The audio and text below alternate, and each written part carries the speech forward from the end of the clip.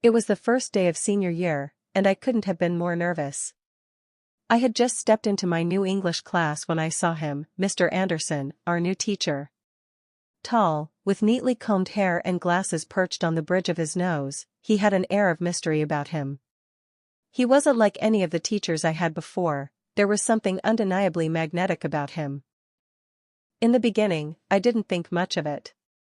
He was simply my teacher, after all. But as the weeks passed, I found myself looking forward to his lessons more than any others.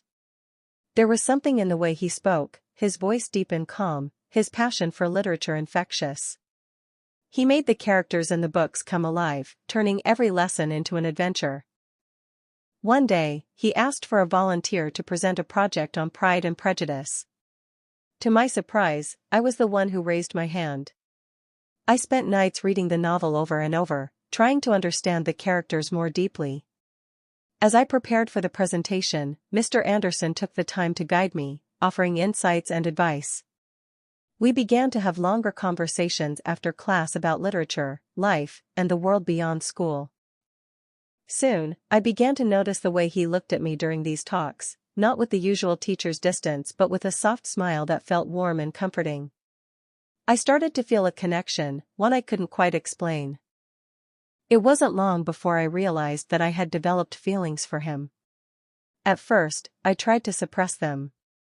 It seemed impossible, he was my teacher, and I was just his student. But the more we talked, the stronger those feelings grew.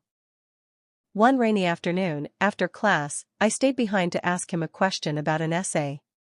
He took a seat next to me, and for the first time, I saw him as more than just a teacher.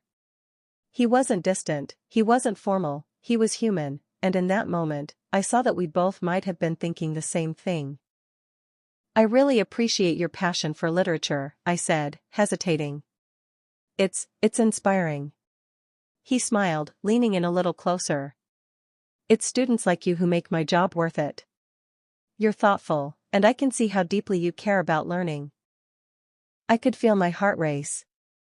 We both sat there, a quiet tension in the air. He looked at me for a moment, his eyes lingering, before he cleared his throat and stood up. "You should head home before it gets too late," he said gently. I nodded, trying to steady my breathing. As I walked out of the classroom, I felt a mixture of excitement and sadness.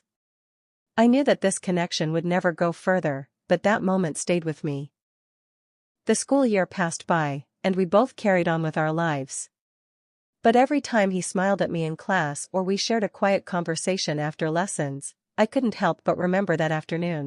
I never told him about my feelings. And eventually, as I graduated and left high school, I moved on, but I carried the memory of a teacher who had made me feel seen, heard, and understood. It was a love that was never meant to be, but it was one I would always cherish. Sometimes, love doesn't always work out the way we expect, but it leaves behind a lesson that even the most impossible of connections can be meaningful in their own way.